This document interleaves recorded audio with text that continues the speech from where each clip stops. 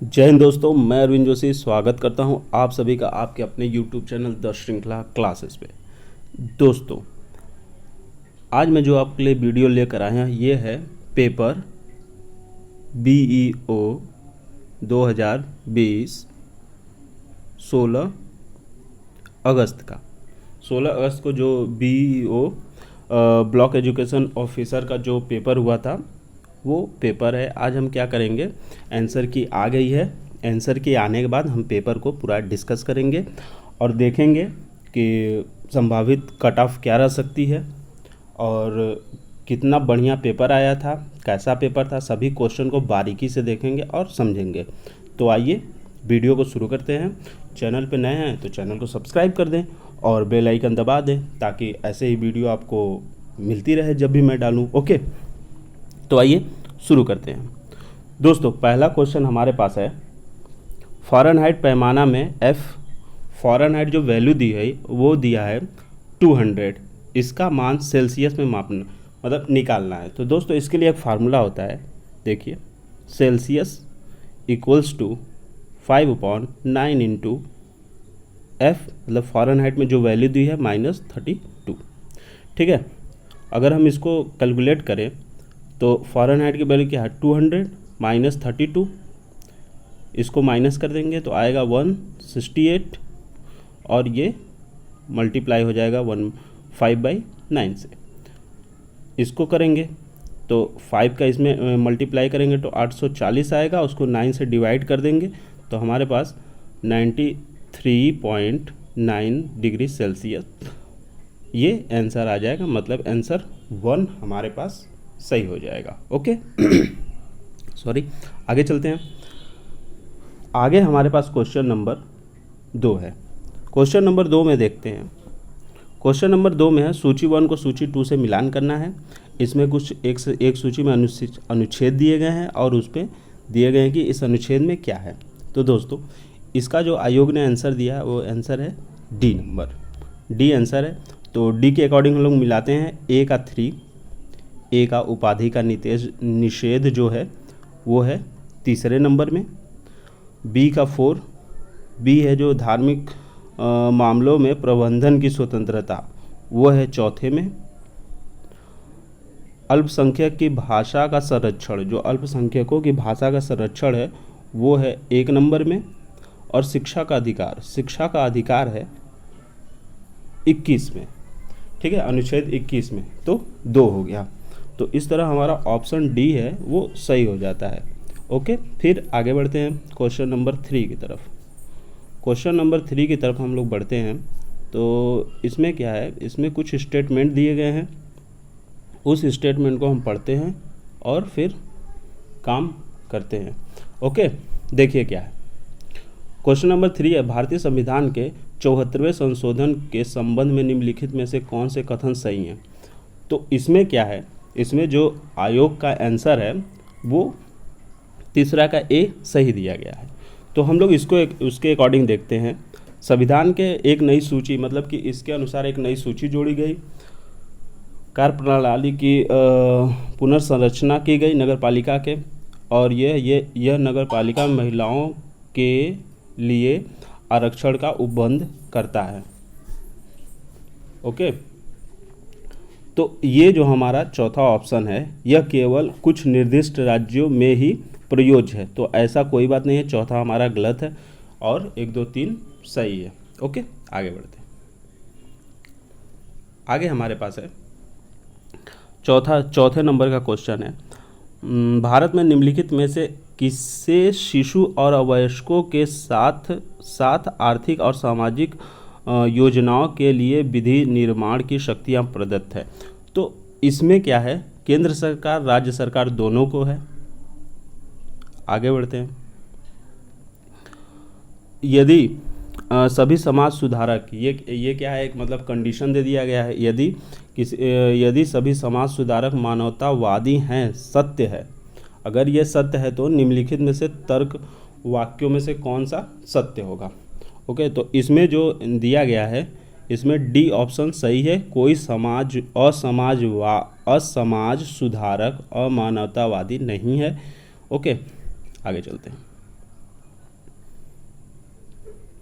आगे हमारे पास है फिर सूची को सूची में मिलाना है, फिर सूची 1 को सूची 2 में मिलाना है।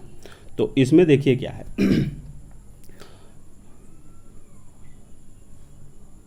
क्वेश्चन नंबर 6 में आयोग ने जो आंसर दिया है वो है बी हमारा सही है।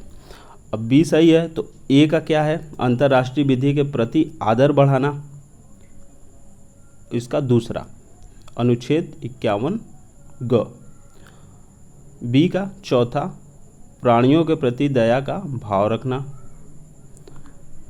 सी का पहला क्या है, ज्ञानार्जन और सुधार की भावना का विकास करना, अनुच्छेद 51 क और ज का, क में ज। और हमारे पास लास्ट जो डी बचता है, राज्य की लोक सेवाओं में न्यायपालिका को कार्यपालिका से पृथक करना। तो ये हो गया हमारे पास 3। आगे चलते हैं हमारे पास 7वां नंबर जो क्वेश्चन है उसको देखते हैं। इसमें देखिए क्या है, इसमें क्या किया है, ये जो हमारे पास सीरीज़ दी गई है, सीरीज में क्या किया है, 4 × 3 12 - 2, तो ये हो गया 10। तो ऐसे किया है 10 × 3 कितना जाएगा, 30 हो जाएगा, -2 करेंगे 28 हो जाएगा। तो हमारा ऑप्शन नंबर 3 सही होगा, सी सही होगा। ओके, आगे चलते हैं। 8वां जो हमारे पास है, 8वां नंबर, अब देखिए इसमें क्या है, ए बी का भाई है, ए बी का भाई है और बी सी का भाई है, बी जो है वो सी का भाई है, सी डी का पति है और ये जो है सी जो है वो सी डी का पति है, और ए का पिता और ए का सी डी, थोड़ा सा ये कट हो गया है, 1 मिनट, हाँ यहाँ पे। अब ये क्या है, ए बी का भाई है और बी जो है सी का भाई है और सी क्या है, डी का पति है, तो ये इसकी पत्नी हो गई। और ई जो है ए का पिता है, ई क्या है, ए का पिता है, मतलब ई क्या है, इन सब का पिता होगा। तो हमसे पूछा है डी का ई से संबंध क्या है, तो बहू होगी, सिंपल सा। आगे चलते हैं अब देखिए इसमें क्या है, दिसंबर को ऐसे लिखा है, अगर दिसंबर एक वर्ड है ऐसे लिखा है तो इस वर्ड को हम इसमें से किस तरह से लिख सकते हैं। देखिए इसने क्या किया है, लास्ट से 2 अक्षर को उलट पलट किया है, मतलब आर ई अगर बीच में है तो इसको क्या किया, स्टार्टिंग में कर आर ई कर दिया, ई आर को आर ई कर दिया है। तो ऐसे में हमें बस यही दिखता है, ऑप्शन डी नवंबर, तो ऑप्शन डी हमारा सही हो जाएगा। आगे चलते हैं 10वां नंबर पे। 10वें नंबर पे देखिए क्या है, 1 + 1 को जोड़ेंगे तो 2 आएगा और 1 + 2 को जोड़ेंगे तो हमारे पास 3 आएगा। तो इसी प्रकार जब हम 8 और 5 को जोड़ते हैं, 8 + 5 को जोड़ते हैं तो हमारे पास कितना आता है, 13 आता है। तो ऑप्शन नंबर बी हमारा सही हो जाएगा। आगे देखते हैं ये करंट का क्वेश्चन है, रायसन डायलॉग जो 14-16 जनवरी 2020 को संपन्न हुआ, 20 को जो संपन्न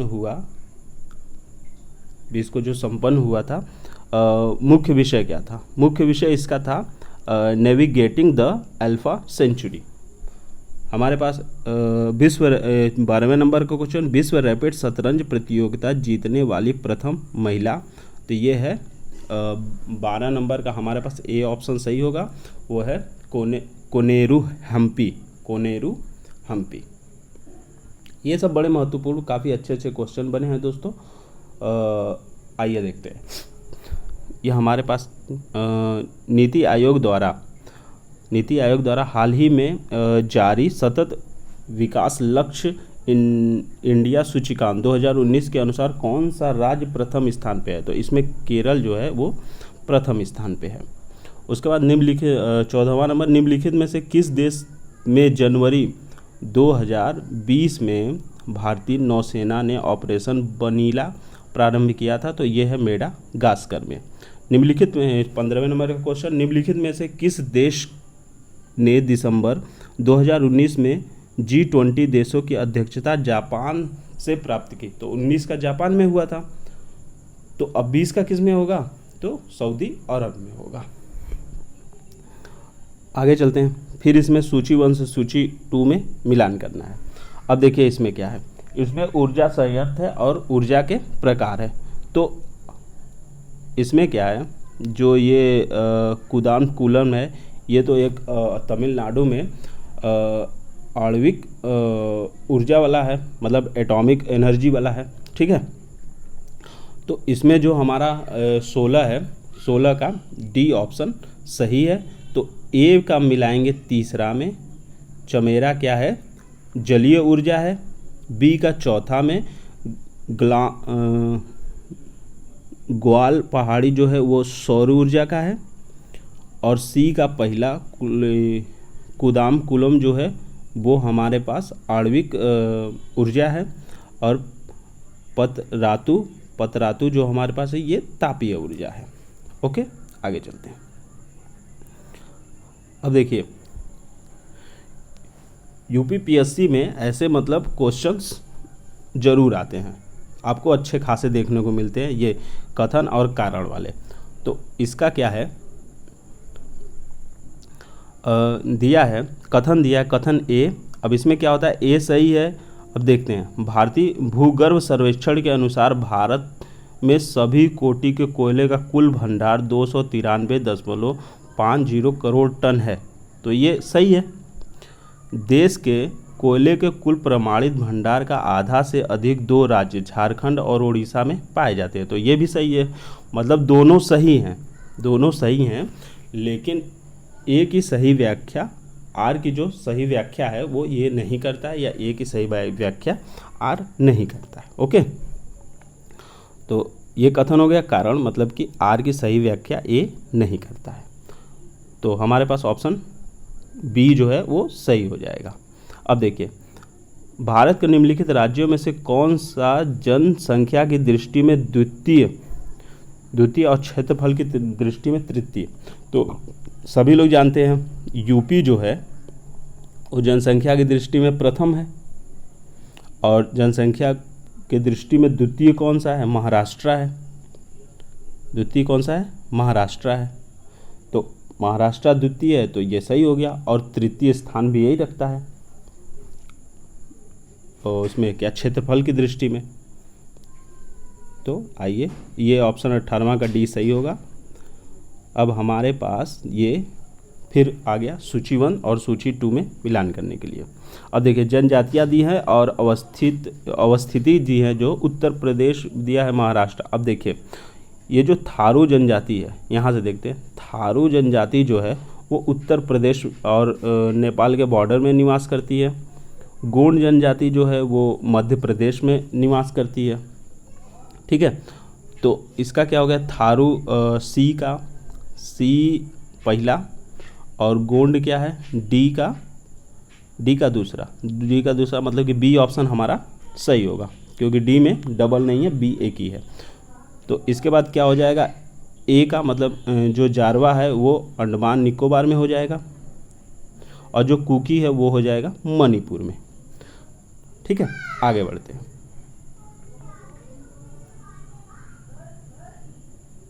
बढ़ते हैं, यहाँ पे हमारे पास क्या है, फिर आ गया सूची 1 को सूची 2 से मिलान करने के लिए। देखिए इसमें क्या है, जो आरक्षित क्षेत्र है और भारत के राज्य हैं। तो मानस जो है, मानस वो असम में है, सभी लोग जानते हैं। अगस्त्यामलाई केरल में है, और ये सिमलीपाल जो है वो उड़ीसा में है, और नोकरेक जो है वो बचा किसमें, मेघालय में है। ओके दोस्तों, तो ये है ए का तीसरा, बी का पहला, ए का तीसरा, बी का पहला, मतलब हमारे पास थर्ड ऑप्शन जो है सी ऑप्शन, 20वां का सी जो है वो सही होगा। आगे चलते हैं। आगे हमारे पास है 21 नंबर क्वेश्चन। 21 नंबर क्वेश्चन में क्या है, ये देखिए, कुछ मतलब दो स्टेटमेंट दिए गए हैं और दोनों पूछा गया कि दोनों में कौन सा सही है कौन गलत है, केवल एक दो दोनों या दोनों नहीं।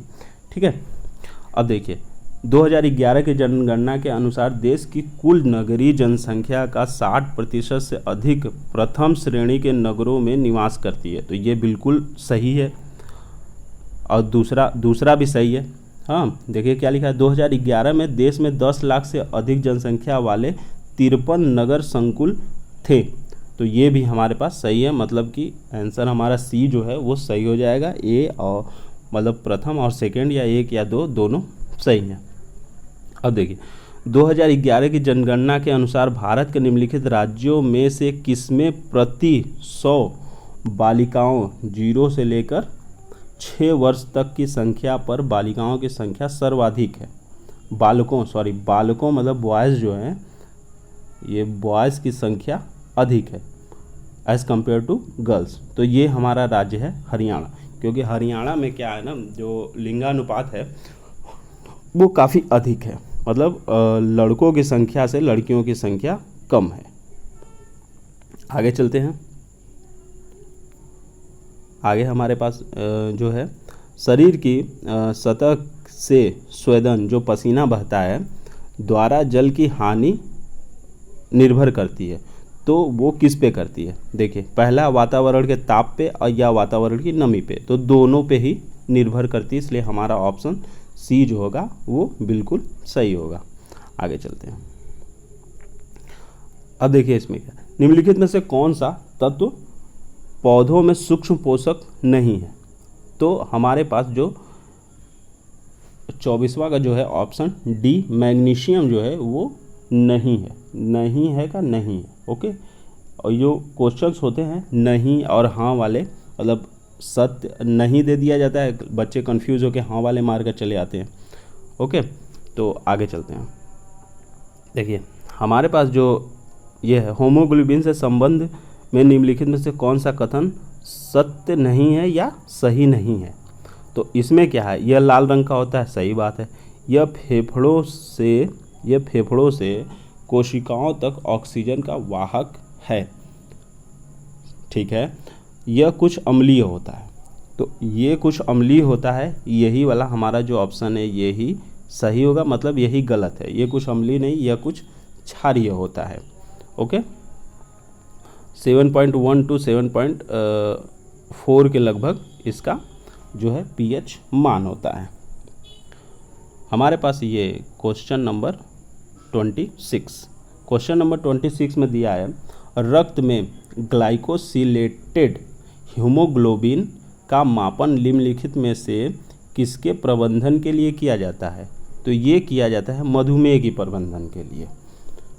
हमारा 27वां नंबर क्वेश्चन है, भारतीय संविधान में निम्नलिखित में से किस कर्तव्य को मौलिक कर्तव्यों के रूप में निर्धारित किया गया है? तो देश की रक्षा करना हमारा मौलिक कर्तव्य है, कर अदा करना हमारा मौलिक कर्तव्य नहीं है। तो तीसरा है, हमारी सामाजिक संस्कृति की गौरवशाली परंपरा का परिरक्षण करना, सार्वजनिक संपत्ति का सुरक्षा करना। तो 1, 3, 4 डी ऑप्शन बिल्कुल सही होगा। आगे चलते हैं। देखिए फिर ये कथन और कारण हो गया, भारत में मंत्री परिषद संयुक्त रूप से लोकसभा और राज्यसभा दोनों के प्रति उत्तरदायी होती है। ये गलत है, बस जो मंत्री परिषद हमारी होती है वो संयुक्त रूप से बस लोकसभा के प्रति उत्तरदायी होती है। लोकसभा और राज्यसभा दोनों के सदस्य संघीय सरकार में मंत्री बनने की पात्रता रखते हैं। ये बिल्कुल सही है, मतलब कि हमारे पास ए गलत है, आर सही है, ऑप्शन नंबर डी। ये क्या है, पंचायती राज पर गठित निम्नलिखित समितियों को कालानुक्रम अनुसार व्यवस्थित कीजिए और नीचे दिए गए कूट से सही उत्तर का चयन कीजिए। तो सबसे पहले हमारे पास क्या बनी थी, इसका ऑप्शन सी सही होगा। सबसे पहले बी.आर. मेहता जो 1957 में बनी थी, अशोक मेहता 1977 में बनी थी, 77 में 1900 जो बी आर मेहता जो थी वो 1957 और अशोक मेहता जो बनी थी 1977 में बनी थी। और फिर उसके बाद राव समिति बनी थी, फिर ये सिंघवी समिति बनी थी। तो हमारा ऑप्शन नंबर सी होगा सही। आगे चलते हैं। 30 नंबर, भारतीय संविधान का कौन सा भाग केंद्र और राज्य के मध्य वित्तीय संबंधों का विवरण प्रस्तुत करता है? तो ये है भाग 12। भारतीय संविधान में 22 भाग होते हैं, 22 भाग में 12वां जो होता है वो ये करता है। अब देखिए, ये मैथ का है। एक बढ़ई 6 घंटे में एक कुर्सी बनाता है, और बी जो बढ़ई है वो 7 घंटे में एक कुर्सी बनाता है। सी हमारा 8 घंटे में एक कुर्सी बनाता है। यदि प्रत्येक बढ़ई प्रतिदिन 8 घंटा काम करता है तो 21 दिन में कितनी कुर्सी बनाता है? तो ये ऑप्शन सी मतलब 73 कुर्सी बनाएगा। ओके, आगे चलते हैं। ये हमारे पास रीजनिंग का क्वेश्चन है। इसमें देखिए क्या है। ये जिस प्रकार बी सी डी एफ और जी एच आई जिस प्रकार संबंधित है उसको ऐसे संबंधित करना है। तो बी और जी में क्या है, +5 हो रहा है, +5 हो रहा है। तो इसमें भी क्या होगा, +5 होगा। तो देखिए यल क्या होता है, 12 होता है। अगर हम +5 करें तो 17 हो जाएगा, मतलब क्यू हो जाएगा। एम क्या होता है, 13 होता है। इसमें +5 करें तो 18 मतलब आर हो जाएगा। एन क्या होता है, 14 होता है। इसमें +5 करें तो 19 होगा, 7 हो जाएगा। और पी क्या होता है, 16 होता है। अगर 16 में हम +5 करेंगे तो ये हो जाएगा 21। तो 21 यू की वैल्यू होती है। हमारा ऑप्शन नंबर सी सही हो जाएगा। आगे चलते हैं। 33 नंबर क्वेश्चन, ये कैलेंडर का है। कैलेंडर में देखिए 1980 में भारत का गणतंत्र दिवस जो था, 1980 में गणतंत्र दिवस जो भारत का था वो क्या था, शनिवार को पड़ा था। तो गणतंत्र दिवस मतलब 26 जनवरी। 26 जनवरी कब पड़ा था हमारा, 26 जनवरी जो था हमारा पड़ा था कब, शनिवार को।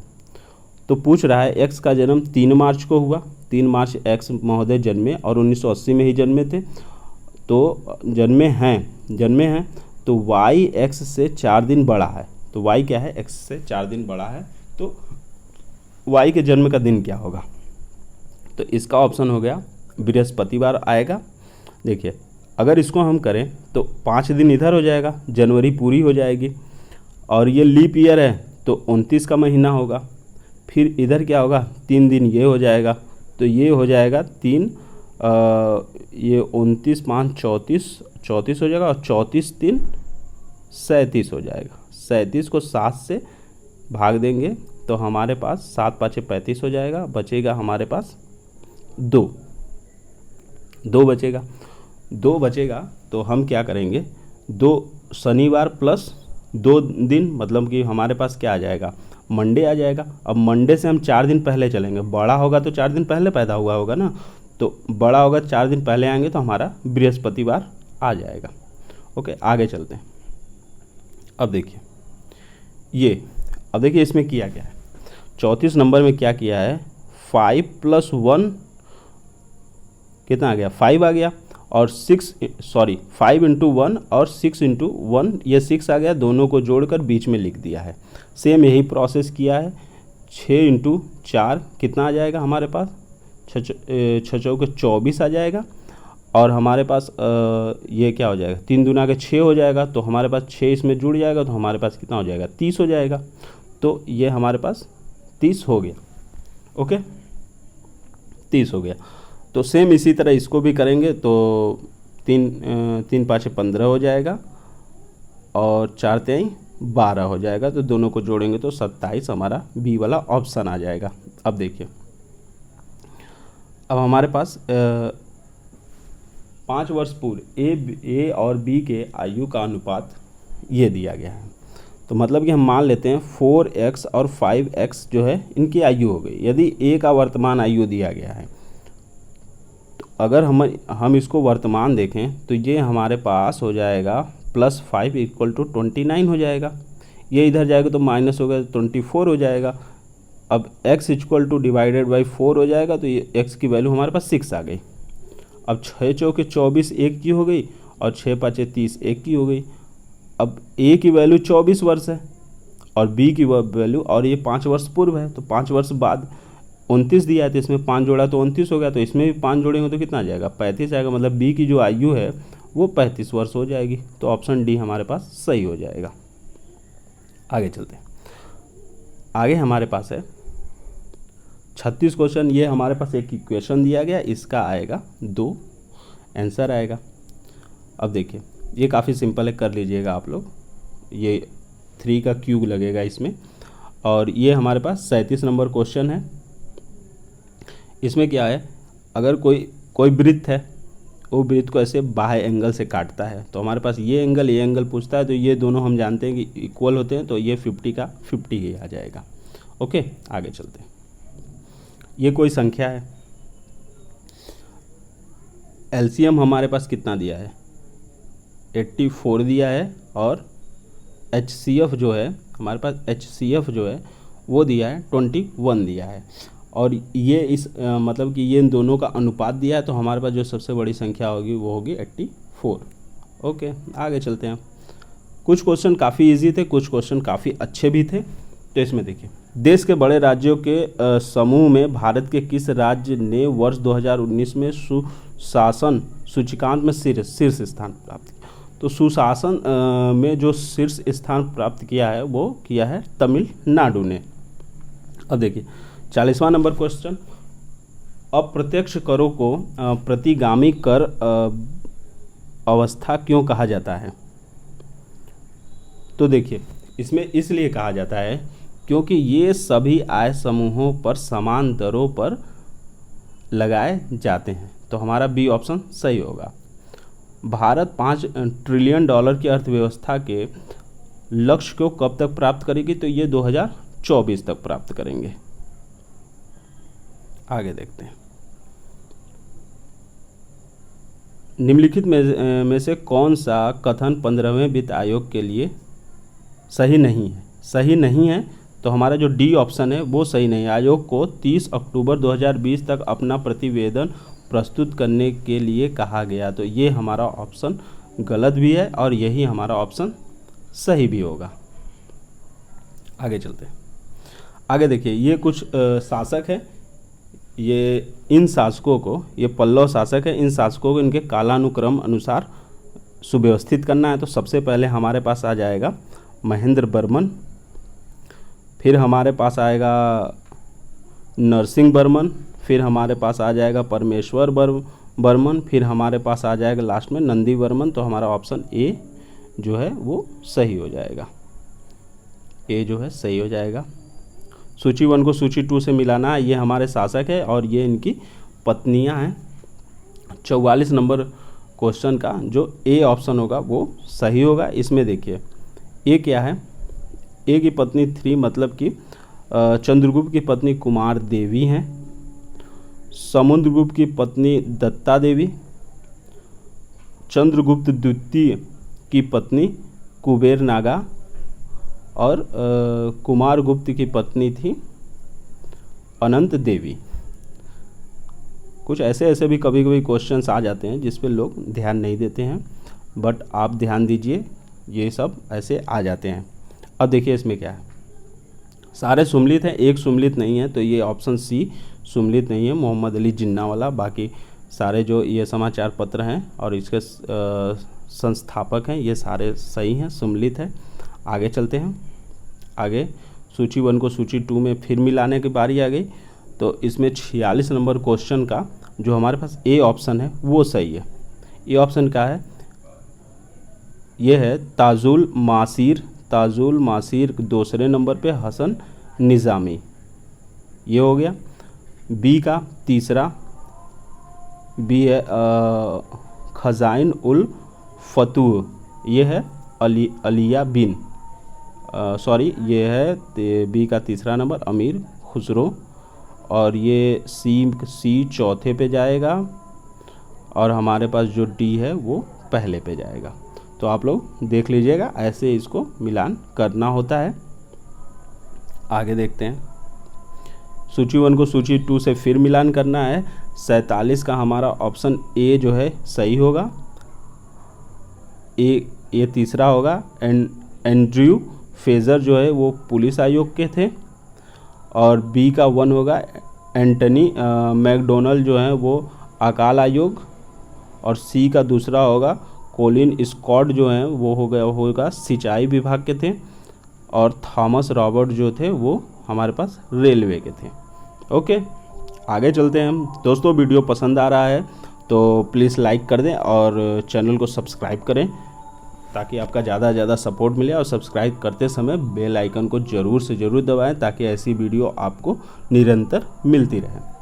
आगे चलते हैं। आर्य समाज, फिर कथन कारण कहा गया आर्य समाज आंदोलन में हिंदुओं में आत्मविश्वास और आत्मनिर्भरता प्रदान किया, ये बात सही था। आगे दे आर्य समाज आंदोलन में श्वेत जाति की श्रेष्ठता में विश्वास की जड़ों को कमज़ोर किया, तो 48 का बी वाला सही होगा। बी वाला सही होगा। दोनों सही है लेकिन आर जो है ए की सही व्याख्या नहीं करता है। आगे चलते हैं। आगे हमारे पास है 49वां नंबर क्वेश्चंस। 49 नंबर क्वेश्चन में क्या है, देखिए, लाला लाजपत राय के संदर्भ में कौन सा सही है, तो ये दोनों सही हैं। ये ये दोनों कथन हमारे पास सही हैं। ये दोनों कथन सही हैं। प्रारंभ में वो असहयोग नीति के पक्ष में नहीं थे परंतु बाद में आ गए और स्वराज पार्टी के स्थापना में वो शामिल थे, गठन में वो शामिल थे। तो हमारा क्या होगा, 1 और 2 दोनों सही होगा। 1 और 2 दोनों सही होगा। आगे चलते हैं। आगे हमारे पास है, ये देखिए विलय नीति वाला है। विलय का सिद्धांत इसमें क्या था, सबसे मतलब कालानुक्रम अनुसार व्यवस्थित करना है, टाइम के अनुसार कि कौन सा पहले हुआ फिर बाद में। फिर देखिए, तो सतारा तो सबको पता है कि पहले सतारा हुआ था, पहले सतारा हुआ, फिर बघाट हुआ, फिर उदयपुर हुआ, फिर झांसी हुआ। तो हमारे पास जो 50 है उसका ए, पहले बघाट 50 का हमारे पास ए ऑप्शन जो है वो होगा। 50 का हमारे पास सी ऑप्शन सही है। बिल्कुल सी ऑप्शन सही होगा हमारे पास। पहला क्या है, पहला सतारा, दूसरा बघाट, तीसरे पर उदयपुर हुआ और लास्ट में झांसी हुआ था। ये सभी को पता ही होगा। आगे चलते हैं। आगे हमारे पास है गन्ने के उचित और पारिश्रमिक मूल्य निम्नलिखित में से कौन सा संगठन अनुमोदित करता है, तो ये आर्थिक मामलों की कैबिनेट कमेटी, ऑप्शन ए बिल्कुल सही होगा। अब देखिए 52 नंबर क्वेश्चन हमारे पास है। कथन सूरजमुखी का तेल एक अच्छी गुणवत्ता का खाद्य तेल है। इसमें कथन हमारा ये हो गया, कारण क्या है, इसमें असंतृप्त वसा अम्लों की अधिक मात्रा होती है, तो ये बिल्कुल सही है। असंतृप्त मतलब अनसैचुरेटेड जो फैटी एसिड होते हैं वो हमारे लिए फ़ायदेमंद होते हैं, इसलिए हमारा ऑप्शन ए जो है 52 का ए बिल्कुल सही होगा, तभी हम इसको खाते हैं। ओके, आगे चलते हैं।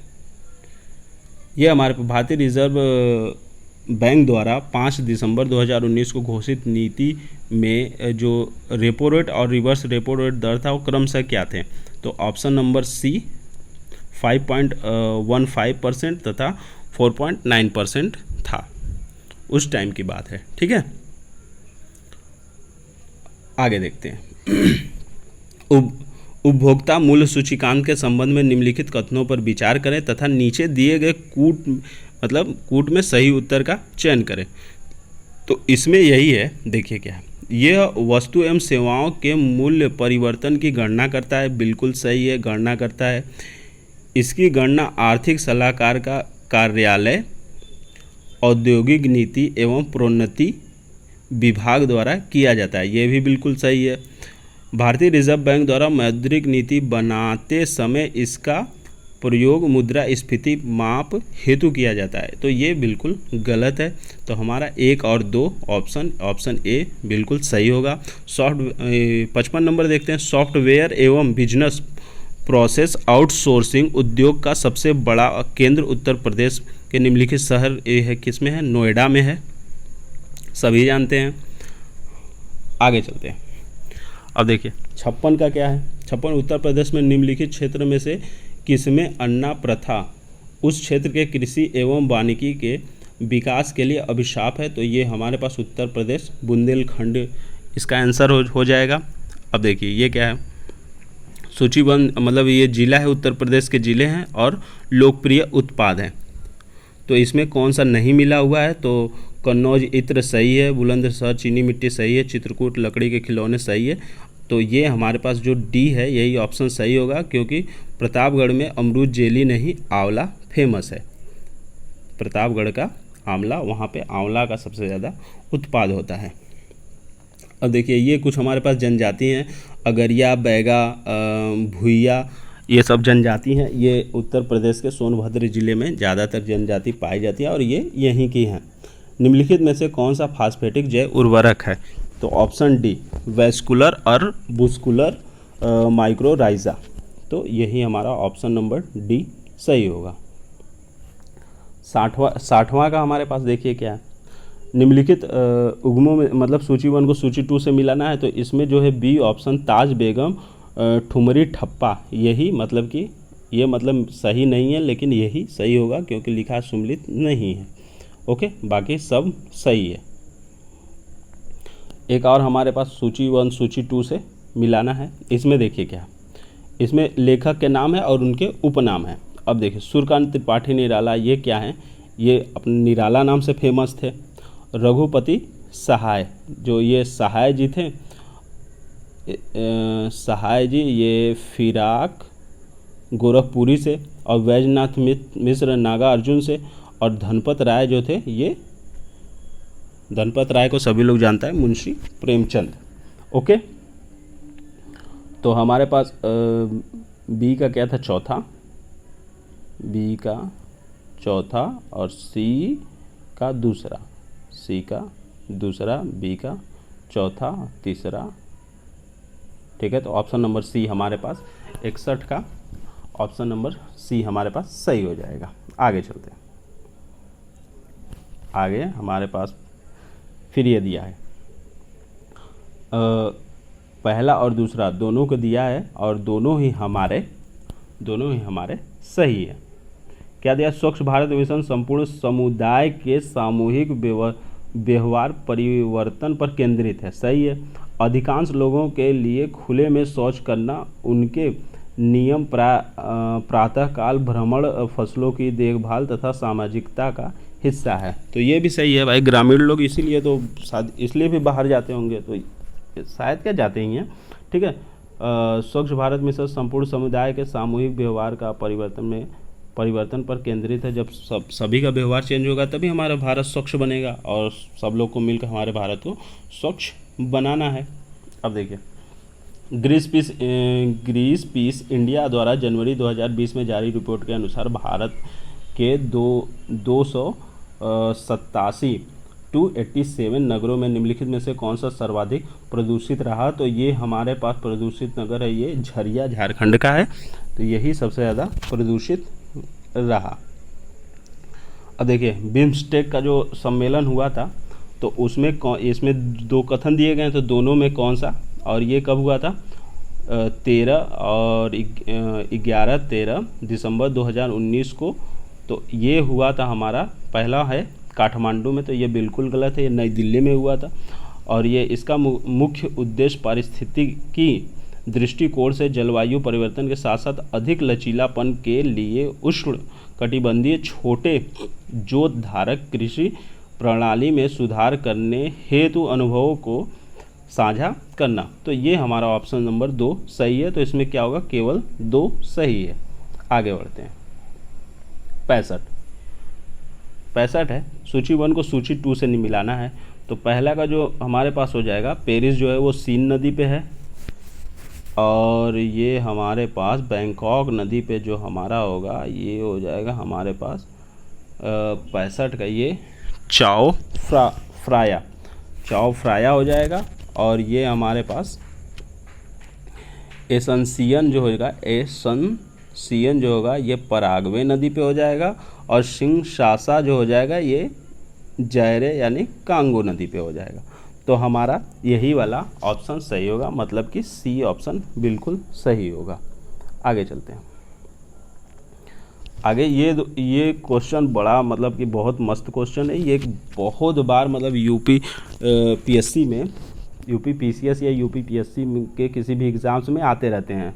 जो इस लेवल के एग्ज़ाम होते हैं आरओ वगैरह में भी ऐसे ये क्वेश्चन काफ़ी देखने को मिलता है। तो ये देखिए, ये जापान के 4 द्वीप है, जो जापान 4 द्वीपों पर बचा है, उन्हें क्या बोला है कि दक्षिण से उत्तर से दक्षिण में क्रम वाइज लगाना है। तो इसका ऑप्शन डी होगा, होक्काइडो, हॉन्शू, शिकोशु और क्यूशु। ओके, आगे चलते हैं। आगे हमारे पास है, ये हो गया कथन, ये हो गया हमारे पास कारण। तो 67 का हमारा क्या है, देखिए, विश्व के अधिकांश उष्ण मरुस्थल 15 से 30 डिग्री उत्तर एवं दक्षिण अक्षांशों के मध्य महाद्वीपों के पश्चिमी किनारे पर उपस्थित हैं। बिल्कुल सही बात है और ये सही है।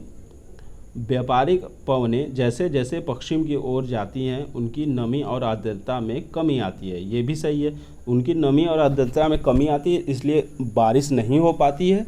तो यही उसका मतलब ऑप्शन ये होगा। इसी वजह से अधिकांश महाद्वीप के पश्चिमी तट पे ही हमें मरुस्थल देखने को और इसी अक्षांश में देखने को मिलते हैं। ओके, आगे चलते हैं। आगे हमारे पास है, ये हमारे पास कुछ परियोजनाएं हैं और नदियां हैं। तो इसका ऑप्शन ए जो सही होगा, उकाई तापी नदी पे, बी जय काड़वी वो हो जाएगा हमारे पास गोदावरी पे, और खड़कवासला जो है खड़कवासला जो है ये हमारे पास दूसरा ये हो जाएगा अम्बी नदी पे, और ये म्यूराक्षी जो है ये हो जाएगा हमारे पास मूथा नदी पे। आगे चलते हैं। आगे हमारे पास है, ग्रीस के संदर्भ में कौन सा कथन सही है। तो ग्रीस ने कैटरीना साकेलारोपोलू को देश के इतिहास में पहली बार महिला राष्ट्रपति चुना। और दूसरा ऑप्शन है, कैटरीना पहली राष्ट्रपति हैं जो किसी राजनीतिक दल से संबंध नहीं लगती। तो ये दोनों सही है, यानी कि 1 और 2 दोनों ही सही है। आगे चलते हैं।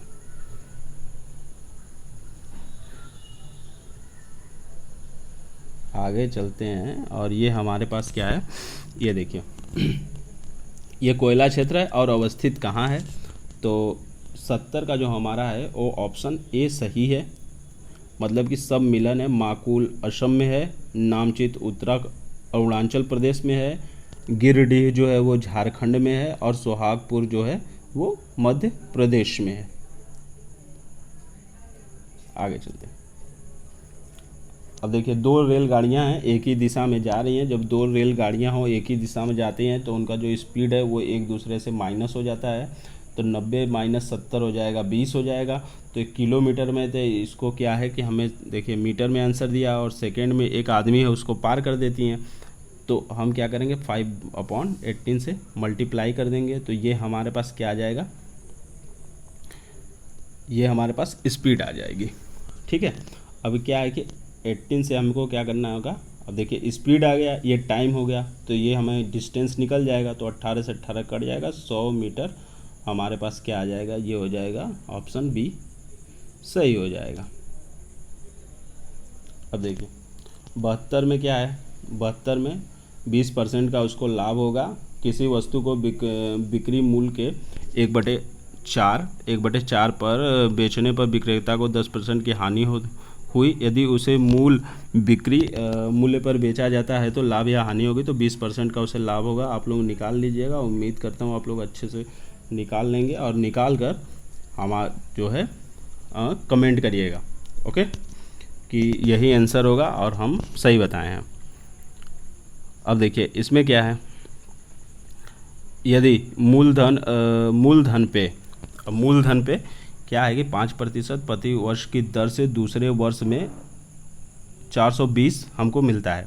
तो देखिए ये हो जाएगा, चक्रवृद्धि ब्याज जो है दूसरे वर्ष का हमें कितना मिला 420, मतलब कि 400 ये मिला और 20 ये मिला होगा, तो 400 ये हो गया हमारे पास।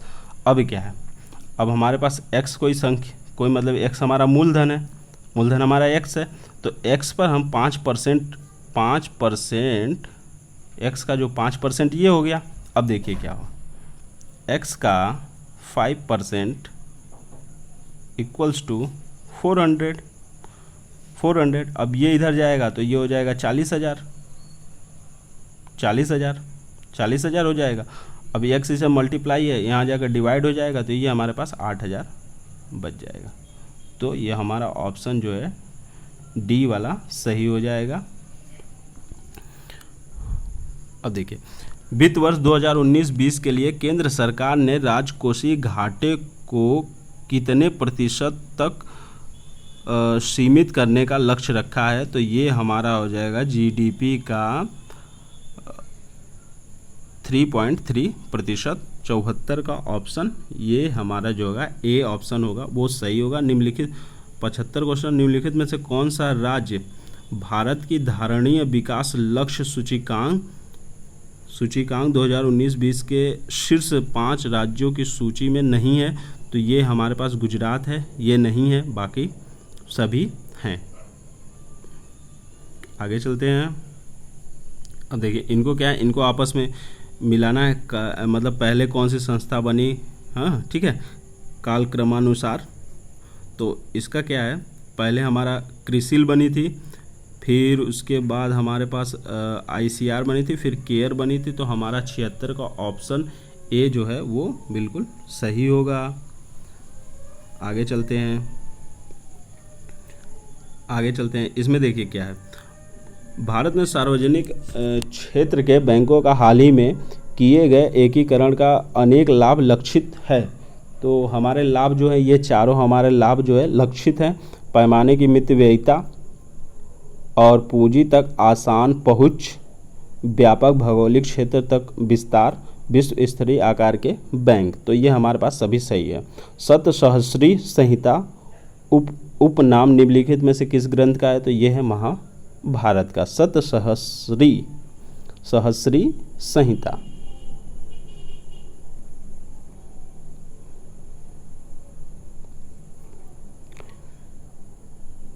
इसमें है कार्दमक छत्रपो ने निम्नलिखित में से किस धातु से अति दुर्लभ सिक्के प्रदर्शित किए, तो ये हो जाएगा ताम्र, मतलब तांबा पे। उसके बाद हमारे पास क्या आ जाएगा, 80 नंबर क्वेश्चन।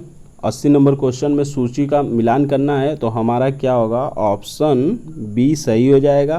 पहले का चौथा, मतलब कि दर्शन और मोक्ष प्राप्त के तरीके क्या है, मतलब जो न्याय दर्शन है उसमें तार्किक चिंतन बताया गया है, इससे मोक्ष प्राप्ति होगा। बी का तीसरा होगा, मीमांसा दर्शन में वैदिक अनुष्ठान करने के लिए कहा गया है। सी का पहला हो जाएगा, सांख्य दर्शन में वास्तविक ज्ञान का अधिग्रहण करने के लिए कहा, और वेदांत में आत्मज्ञान को मोक्ष का रास्ता बताया गया या तरीका बताया गया है। आगे चलते हैं। सभी जानते हैं कन्नौज का युद्ध किसके किसके बीच में हुआ, आप लोग तो भली भांति परिचित होंगे। तो शेर शाह सूरी और हुमायूं के बीच 17 मई 1540 में हुआ था। आगे चलते हैं।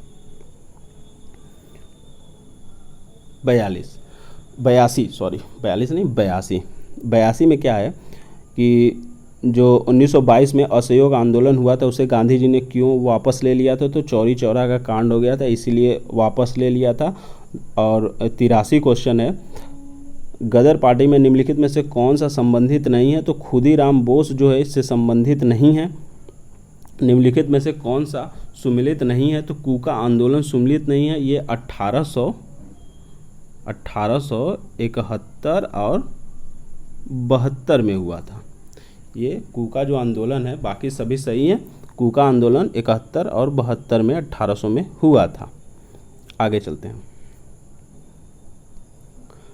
निम्नलिखित नेताओं में से किसने कहा, मैं तो एक भारतीय नगाड़ा हूं जिसका कार्य सोते हुए को जगाना है ताकि वे अपनी मातृभूमि के लिए जागे और कार्यरत हो सके। तो ये कहा था एनी बेसेंट जी ने। निम्नलिखित में से कौन सा पोषक तत्व दलहनी फसलों में गांठ गठन के लिए आवश्यक है? तो वो है बोरान। 1 किलो नाइट्रोजन, ये नाइट्रोजन है। नाइट्रोजन की आपूर्ति के लिए कितनी यूरिया की आवश्यकता होती है? 2.2 kg यूरिया की आवश्यकता होती है। निम्नलिखित कथन पे मिट्टी के संबंध में है, वो है चूने का प्रयोग कर इसे सुधारा जा सकते। ऊसर मिट्टी है ना, ऊसर मिट्टी, तो उसमें क्या है, चूने का प्रयोग करके इसे सुधारा जा सकता है। इस मिट्टी की pH मान 7 से अधिक होती है, इसमें धान की खेती हो सकती है। तो तीसरा जो पहला है वो सही है और गलत है, और दूसरा और तीसरा बिल्कुल सही है। तो हमारा ऑप्शन बी बिल्कुल सही होगा, क्योंकि ये क्षारीय मिट्टी होती है।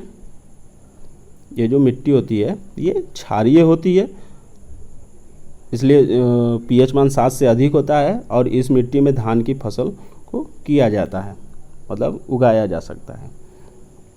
फॉर्च्यून इंडिया के 500 कंपनी निगमों की सूची के अनुसार 2019 में सबसे बड़ी कंपनी कौन सी थी? तो ये थी रिलायंस इंडस्ट्री लिमिटेड थी, अंबानी जी की कंपनी। उत्तर प्रदेश में पहला तैरता सौर ऊर्जा संयंत्र निम्नलिखित में से किस बांध पर स्थित है? तो वो हमारे पास रियंद बांध पे 91 उत्तर प्रदेश में निम्नलिखित नगरों में से किसमें भारतीय दलहन अनुसंधान जो है वो कानपुर में है। उत्तर प्रदेश में कौन सा जिला संतरे के लिए सर्वाधिक फेमस है? तो वो सहारनपुर है। बहुत बार ये सारे क्वेश्चन पूछे गए हैं, पेपर काफ़ी अच्छा था दोस्तों। वीडियो पसंद आ रही है तो प्लीज़ चैनल को सब्सक्राइब करें और वीडियो को लाइक करें। आगे चलते हैं। ये हमारे पास कुछ अनुसंधान है और उनको मिलाना है। तो देखिए क्या, जो हमारे पास सब्जी अनुसंधान है वो हमारे पास वाराणसी में है। पंडित दीनदयाल ये चिकित्सालय जो है, पशु चिकित्सालय, ये मथुरा में है। और ये हमारे पास क्षेत्रीय रेल परीक्षण संस्थान है, वो गाजीपुर में है, बहुत नया खुला है, लेटेस्ट भी है, 2-3 साल हुआ। और ये बीबी गिरी राष्ट्रीय आश्रम जो श्रम संस्था है वो नोएडा में है। तो हमारे पास 93 का सी ऑप्शन बिल्कुल सही होगा। सी ऑप्शन बिल्कुल ही सही होगा। अब देखिए उत्तर प्रदेश में के बारे में ये जो कथन कुछ दिए गए इसमें से कौन सा सही है? तो यह देश में सर्वाधिक दूध उत्पादन करता है, बिल्कुल सही है। इसमें देश का अधिकतम आलू उत्पादक, बहुत सही, ये भी सही है। यह देश का प्रमुख गन्ना उत्पादक है, ये भी सही है। धान के उत्पादन में ये तीसरे स्थान पे है, ये बिल्कुल गलत है। तो ये 1, 2, 3 जो हमारे पास है, बी ऑप्शन बिल्कुल सही है। अब इसमें क्या देखिए, 95 क्या है? उत्तरी भारतीय शास्त्रीय संगीत का बाइबिल ग्रंथ संबंधित है। तो ये नाट्य शास्त्र से संबंधित है। ओके, आगे चलते हैं। 96 क्वेश्चन। तो इसमें क्या ये कथन दिया है, ये अस्पृश्यता संरचनात्मक हिंसा का सबसे खराब स्वरूप है, सही बात है। अस्पृश्यता के चलन का आधार धार्मिक स्वीकृति है, ये भी कहीं ना कहीं सही है, मतलब इसकी वजह से ही अस्पृश्यता होती है। तो 96 का हमारे पास ए ऑप्शन सही है। ए और आर दोनों सही हैं। आर ए की बिल्कुल सही व्याख्या करता है, आयोग ने यही आंसर को सही माना है। आगे चलते हैं। ये भी देखिए कथन और कारण का है। ग्रामीण जनसंख्या खुले में शौच करना अपने स्वास्थ्य के लिए खराब नहीं मानती है, कहीं ना कहीं सही है, तभी तो वो लोग जाते हैं। ओके, कहीं ना कहीं ये बात जो है 97 का बी जो है सही है, यानी कि पवित्रता एवं अपवित्रता से जुड़े सामाजिक सांस्कृतिक मापदंडों ने लोगों को घर में शौचालय निर्माण से रोका, ये भी कहीं ना कहीं सही है। दोनों सही है, लेकिन जो है आर है, ए की व्याख्या नहीं करता है। आगे चलते निम्नलिखित में से कौन सा कोलकाता के उन 4 नवीनीकृत नवीनीकृत विरासत भवनों में शामिल नहीं है जिसे जनवरी 2020 में राष्ट्र को समर्पित किया गया था? तो ये सारे समर्पित किए। ऑप्शन डी राइटर्स बिल्डिंग को नहीं समर्पित किया गया। 99 देखते हैं। विश्व स्वास्थ्य संगठन के अनुसार जनवरी 2020 में निम्नलिखित में से कौन सा देश विश्व में खसरे के सबसे अधिक प्रकोप से प्रभावित था? तो ये था हमारा कांगो लोकतांत्रिक गणराज्य। ऑप्शन नंबर सी बिल्कुल हमारे पास सही है। 100 नंबर पे आ गए, हमने सेंचुरी लगा दी और उम्मीद करता हूँ आप लोग भी एग्जाम में सेंचुरी लगा कर आए होंगे। 100वां नंबर है, अफ्रीका महाद्वीप के निम्नलिखित में से किस देश में भारत ने अपना प्रथम महात्मा गांधी कन्वेंशन सेंटर जनवरी 2020 में खोला? तो ये है नाइजर में। ओके। जनवरी 2020 में मिशेल ओबामा को निम्नलिखित में से किस एल्बम हेतु ग्रैमी पुरस्कार मिला? तो ये है बिकमिंग है। अब देखिए इसमें निम्नलिखित आर्थिक मंच द्वारा जारी वैश्विक प्रतिभा प्रतिस्पर्धा सूचकांक, ये बड़ा इंपॉर्टेंट सूचकांक होता है, इससे जरूर क्वेश्चन बनता है। तो इसमें क्या है, कौन सा सुमिलित नहीं है? तो स्विट्जरलैंड जो था वो नंबर 1 पे था, सिंगापुर नंबर 3 पे था, भारत 72वें रैंक पे था और यूएसए जो था 2 नंबर के रैंक पे था। तो यही जो हमारा है सुमिलित नहीं है और यही हमारा आंसर होगा, यही हमारे पास आंसर होगा। अब देखिए 3 जनवरी 2020 को दिल्ली में 100 ग्लोबल चाइल्ड प्रोडिजी अवार्ड जीतने वाली 13 वर्षीय लड़की सुचिता सतीश के संदर्भ में कौन सा कथन सही है? इस पे कथन पे विचार करना है, बताना है कौन सा कथन सही है। तो ये दोनों कथन सही है। वो दुबई में रहती है और वो 120 भाषाओं में गाना गा सकती है। सोचिए दोस्तों, 13 वर्ष की लड़की और इतना टैलेंट, वाओ। ठीक है, तो हमारे पास दोनों ऑप्शन सही होंगे। सन 2020 में कॉप 26 का आयोजन निम्नलिखित में से शहरों में से किसमें प्रस्तावित किया गया? तो ये ग्लासगो में हुआ, ग्लासगो। ओके, स्कॉटलैंड का एक शहर ग्लासगो। आगे चलते हैं। अजरबैजान की राजधानी बाकू निम्नलिखित में से किस सागर के किनारे है? तो ये कैस्पियन सागर के किनारे है, कैस्पियन सागर। सूची 1 सूची 2 से मिलाना है। तो ये देखिए प्रेयरी जो है वो हमारे पास उत्तरी अमेरिका में, तो ये हमारे पास 106 का हमारे पास ए ऑप्शन सही होगा। मतलब कि लानोज जो है हमारे पास दक्षिण अमेरिका में है। बी का तीसरा स्टेपिस जो है वो यूरोप में हो जाएगा। प्रेयरी जो है उत्तरी अमेरिका में और वेल्ड जो है वो अफ्रीका में हो जाएगा। तो हमारे पास ऑप्शन ए जो है वो बिल्कुल सही हो जाएगा। बांस एक जादुई घास विषय पर एक दो दिवसीय कार्यशाला सह प्रदर्शनी 11-12 जनवरी 2020 को भारत के निम्नलिखित में से किस नगर में आयोजित किया गया? तो ये J&K मतलब जम्मू और कश्मीर में आयोजित किया गया था। अब देखिए ये कुछ जनजाति हैं और इनमें से इनको क्या करना है, मिलान करना है। तो काफ़ी देखिए इतना काफ़ी डीपली कभी कभी हमको पढ़ना पड़ता है नहीं। तो इसका ऑप्शन जो हमारे पास होगा वो सी ऑप्शन होगा। मतलब ए का तीसरा जो खिरगिज़ है वो मध्य एशिया की है जनजाति, और बी का जो है चौथा बुशमैन जो है ये कालाहारी का हो जाएगा, और सी का पहला होगा एनू जो हो जाएगा ये जापान की जाति हो जाएगी, और बद्दू जो हो जाएगी ये अरब कंट्री की हो जाएगी, अरब। भारत में लिग्नाइट कोयला का सबसे बड़ा क्षेत्र निम्नलिखित में से कौन सा है? जो भारत में हमारे लिग्नाइट है उसका सबसे बड़ा क्षेत्र जो होगा वो हो जाएगा नैवेली। अब देखिए भारत की निम्नलिखित नदियों में से कौन सी दामोदर नदी की सहायक नदी नहीं है? तो जो इंद्रावती नदी है ये नहीं है, ये है हमारे पास गोदावरी नदी की सहायक नदी है। अब देखिए यहाँ भी सूची 1 सूची 2 को मिलाना, इसमें क्या करना, जो सुमलित नहीं है बताना है।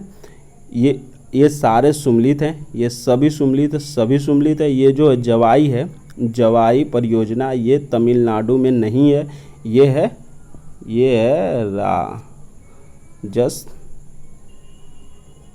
में, ये राजस्थान में है। जवाई नदी है, लूनी नदी की एक सहायक नदी है जवाई नदी, वहाँ पे ये है।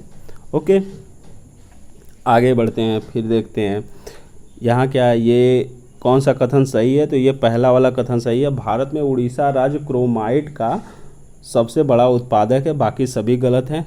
113 नंबर देते हैं। भारत का लौह अयस्क भंडार निम्नलिखित में से किस शैल समूह से संबंधित है। तो ये धारवाड़ है। जिन दोस्तों को नहीं याद आता है तो वो याद कर लें कि जो लोहा होता है वो एक क्या है, मेटल है, और मेटल से हम धारदार चीज़ें बनाते हैं। तो ये धारवाड़ जो शैल समूह है उसी में ये पाया जाता है। ओके, आगे चलते हैं। सेल्वा वनों की विशेषता, ये सदाबहारी तो है ही, लेकिन कुछ लोग शंकुधारी समझ बैठे थे, लेकिन नहीं, ये क्या है, ऑप्शन नंबर है चौड़ी पत्ती सदाबहारी। इनका जो है क्या होता है, ये क्वालिटी होती है। सामाजिक वानिकी और पर्यावरण पुनर्वास केंद्र भारत में कहाँ स्थित है। तो ये प्रयागराज में स्थित है। ये क्वेश्चन प्रयागराज से मस्ट है, हर उत्तर प्रदेश के सभी एग्जाम में आ जाते हैं, 1-2 तो आ ही जाते हैं।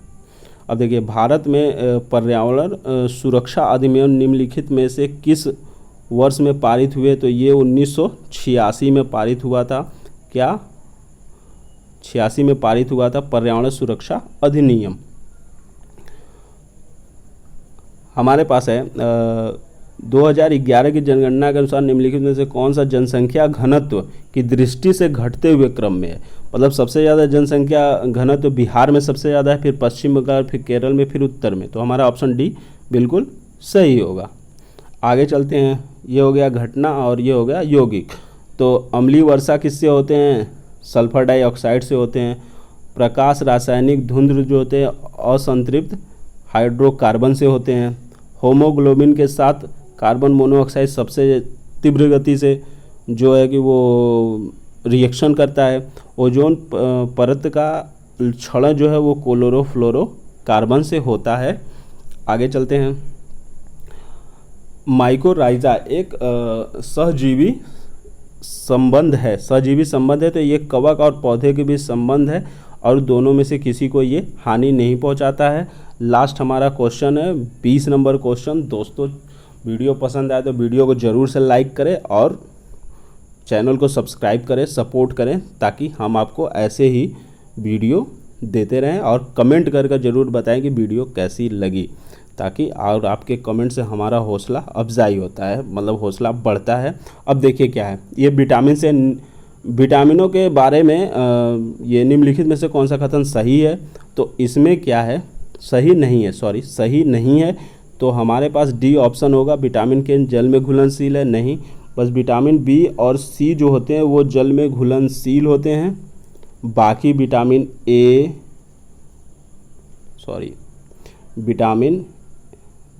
जो है विटामिन ए, डी, ई, के, ये जो है हमारे पास वसा में घुलनशील विटामिन होते हैं। तो दोस्तों, वीडियो देखने के लिए थैंक यू सो मच। ऐसे ही हमारे साथ बने रहिए, हम भी आपके साथ बने रहेंगे। जय हिंद दोस्तों।